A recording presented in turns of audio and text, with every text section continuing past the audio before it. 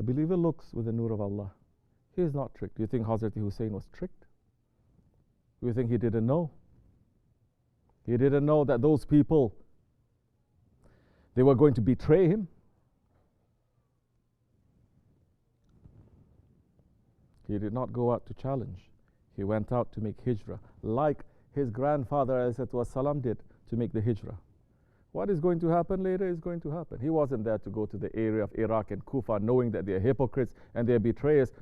Known fact that he's going to trust them. The believer looks to the Nur of Allah. You cannot trick him. And he doesn't fool people. And so the high-level Sahabis, his own brother Hazrat Hassan went, warned him, saying him, don't go. You know how the people of Kufa.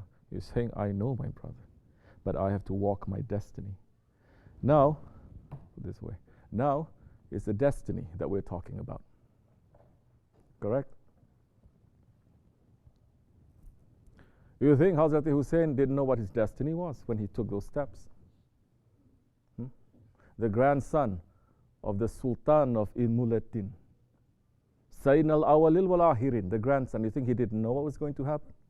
You think the other Sahabis also, they didn't know what was going to happen? Let me tell you something. Holy Prophet ﷺ, he was playing with Hazrat Hassan and Hussain once, and he had so much love for them. At that time, there was a split second. That love was very strong.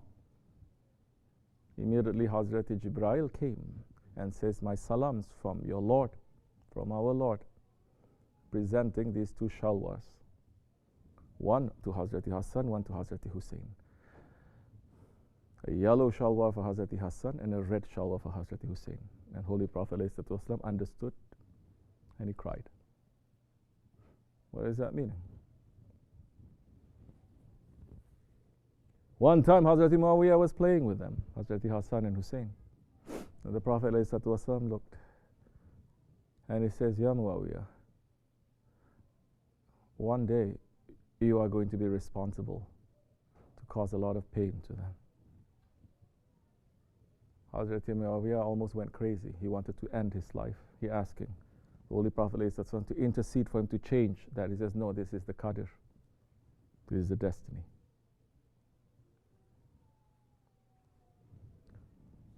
Now we're looking at destiny. Destiny meaning what? Oh, Allah has a hand in that situation. This is what destiny is meaning, correct? It's not because you plan and you plan, you plan and your plan failed, you plan and your plan succeed. No, Allah has a hand in that situation. Those who are wise and they understand the destiny and that Allah is there, they pulled back. Just as Hazrat Hussain, he pulled back. He didn't challenge, he pulled back. He pulled back, he pulled far back. You understand me? So, these are the intricacies, yes, of what has happened in this ummah 1400 years ago. That people, when they are not prepared for this, they cannot understand. How are you going to understand how the mind of a general works? How are you going to understand the mind of a king? They work. Oh, they convince us today there's no difference. General and me, same. King and me, same. Everyone is the same. Scholar and me, same. Sahabi and me, same. Prophet and me, Wahhabi is saying, Prophet is no higher than you. We are the same. Allah, only Allah. Correct or no? So how now are you going to understand? Number one, you cannot understand this because you have no idea of the holiness of the one who has more knowledge than you. That Allah subhanahu wa ta'ala is saying, above every knower, there is another knower. You don't believe in that. It's finished then. On the other hand, anything that has to do with the situation for over 1,000 years, you already know who is the good guys and who is the bad guys. And you're supposed to hate the bad guys. As much as you love the good guys, you have to hate the bad guys. What kind of a love is that? What kind of a love of the Ahlul Bayt that you have when you're going to curse at those ones that are supporting the Holy Prophet ﷺ, supporting the Ahlul Bayt too? Our religion is not based on hatred.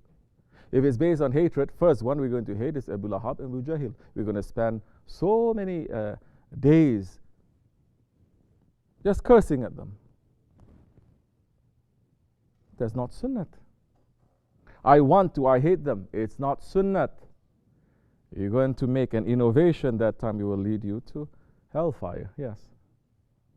Holy Prophet ﷺ is saying, don't curse at my Sahabis. When you curse at them, you're cursing at me. When you curse at me, you're cursing at Allah. And the angels and Allah curse at you. Understanding? So number one, you don't understand. And the other thing, you spend over 1,400 years that your reaction to the whole thing is just so emotional, so passionate, that you cannot even speak. You cannot speak. Immediately, all that emotion is going to rise. And when you have that as a veil, how you can talk? How you can talk? Don't talk. Don't argue. You cannot solve this matter. You're thinking, how are we going to? Don't. Leave it. Holy Prophet ﷺ is saying, Islam is going to be divided into 73 different groups. Not like today's scholars. Holy Prophet is not like today's scholars. Today's scholars, they are not like the Holy Prophet ﷺ. Today's scholars are going to say, all the 73 groups, they're going to go to Jannah. Correct or not? No group, don't make any takfir on anything. We're Ahl Sunnah anyway, we don't make takfir. But they're saying, don't make any takfir. All groups. They're making a signature saying all groups. Those ones cursing at Sahabi, it's okay. Those ones who are Yazidis, it's okay. Everything is okay. They're not like the Holy Prophet ﷺ. And he's saying Islam is divided into 73 different groups. It says 72 of them, they are bounding to hellfire. Only one of them that is saved. They asked him, they didn't make this open. Who is that group, Ya Rasulullah? And it says, the group that follows my sunnat and the sunnat of my Sahabi Kiram. Meaning you cannot take directly from the Prophet ﷺ. And he's showing, and it's not, he's showing a chain. So for you to reach to them, you have to find someone who's reaching to someone who's reaching to them. That is what Islam, our religion, is based on. It's not. You cannot take directly so many people. That's why you have so many different kinds of Islam. Communists saying they're also Muslim, feminists saying they're Muslim, laik people saying they're Muslim, liberal people saying they're Muslim. So many, everyone is saying, no, Quran is saying this. They find in the hadith, they don't like the hadith too much. Because hadith, you cannot. They say, now we're going to follow the Quran. Oh, they follow the Quran. What Quran they're following? The Quran of their ego. That's why, yes, they can produce Qurans these days. This is today's version of the Quran. We take out the ayats that we don't like. They did that with the hadith. They take out the hadith they don't like. Hadith about what? About women. We don't like. This doesn't fit into the politics of today. So we take out the hadith about what? About the dogs. Okay. I have this foolish scholar saying, well, that hadith about the Prophet ﷺ is saying how the dog is unclean and shaitan enters through the dog. Well, I don't think he's like that. I think he's rahmatan lil alameen. He's not going to be so cruel to the dogs. So I take out that hadith. You see how foolish it becomes? Why? Because you think that you are a knower. You think that you know everything. You don't recognize that there is a knower above you who's going to tell you. And you don't take from 1400 years of tradition. All this confusion only happened now. So they say hadiths about women, take out. Ayats about so many things that doesn't agree with today's politics, because Muslims are very scared of everything now. Take out, it's okay. And they're preaching that kind of Quran. They say, why are you not taking out from your own Bibles? Why you don't take out from your own Bibles those verses?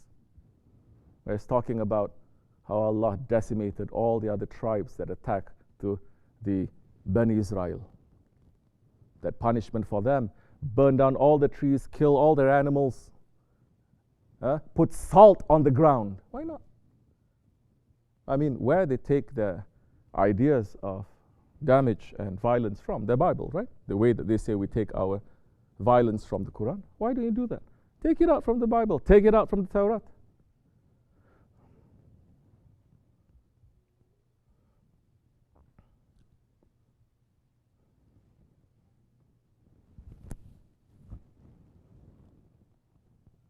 They want us to be busy with something also 1400 years ago. When you don't understand that reality, you cannot connect it to the situation today. And you cannot use that example of 1400 years ago to solve the problems of today. That's why there is no connection. If there is a connection, they're so quick to say every day is Karbala. Okay, every day is Karbala, then where are you? Why are you not standing against this? Why are you continually making fitna? Quran, more than a third of it is speaking about history. For what? For us to remember what happened to the Ad and Samud, for us to remember what happened to the Bani Israel, for us to remember to so many nations there, just to talk about it? All of that is not for them. Quran-i-Karim is not for them, it's for us. For us to take lesson, for us to say whatever that is happening in those qawms, in those nations, it's happening now. That's why you see all the sins, all the transgressors, all the wrong actions of the previous nation is happening in our nation now, in this Akhir Zaman, more than it happened before. Allah subhanahu wa ta'ala will destroy a whole qawm because of one sin that they do. The sin of what? They're playing with scales, meaning they're cheating and lying when doing business. Allah destroy that nation because of that one thing. This nation, every sin that has happened in the early nations, we're doing more. And we're making that to be an institution. So, okay, if you believe that you are Hussaini and you believe that you have to fight, you have to challenge tyranny, where are the Hussainis now? Who's challenging what? The leaders like this? The religious leaders like this? The sheikhs? Oh, let me not say. Why is this necessary for now? If we don't know what is Hussaini, and we don't know what is Yazidi, if we don't know what is truth, and we don't know what is batil and tyranny, if we don't even know, we are going to be supporting batil and tyranny without us knowing it. We are going to be supporting the system of Dajjal without knowing it. Like I said, so many people, they're so interested in Mahdi alayhi salam. Oh, it's going to be this, it's going to be this. So many people claiming that they are generals and this of Mahdi alayhi salam. But we're saying, are you being busy with what Mahdi alayhi salam is being busy with? They're asking me, what do you mean he's busy? What is he busy with? He's busy with preparing to fight against Dajjal. That's why he's being sent here, isn't he? What are you being busy with? Flowers, rainbows, roses? Then you don't understand. This is the time, because of this great fitna, that we have to clarify, we have to understand. We are preparing ourselves. What? Preparing ourselves to do what? To fight physically? To have guns? To have this? No. How are we preparing ourselves? Like what I said before, there is going to be a great fire that is going to come. No one can stand up against that fire. Every saint, every awliya is speaking about this. Every prophet is speaking about this. Every tradition, whatever you call your tradition, faith tradition, is speaking about this. The fire is going to come. It's okay, I'm going to hide in my basement. You think your basement is going to help you?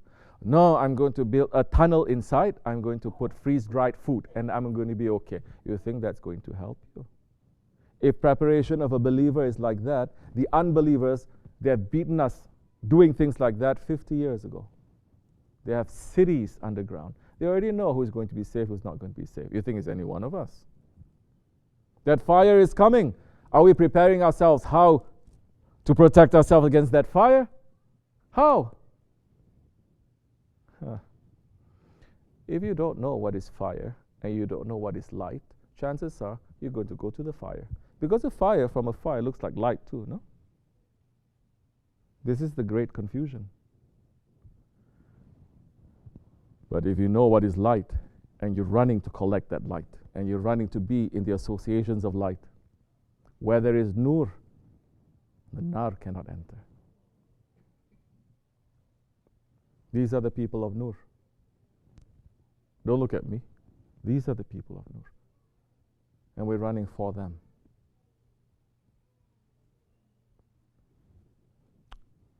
Your faith is the only thing that is going to save you. Nothing else.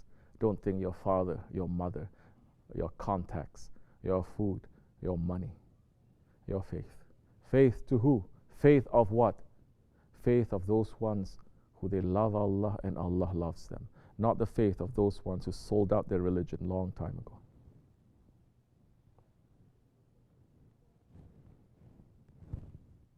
Maybe there are others who say, you're too serious. Be happy, man. Be happy. Be happy with Allah. Allah likes. Like that. Give me one good reason to be happy. Give me one good reason. Allah gave you life, right? Said, yes, I'm ashamed because I'm using this life just for myself and not to help those ones that they have no rights. Aren't we supposed to be one body? When one is hurting, the whole body is feeling the pain. We're having all this, we're saying shukr, Ya Rabbi. We're happy with Allah because of that, but we're very unhappy with ourselves. And we're asking for forgiveness. That is the least that we can do. We cannot do anything else. So,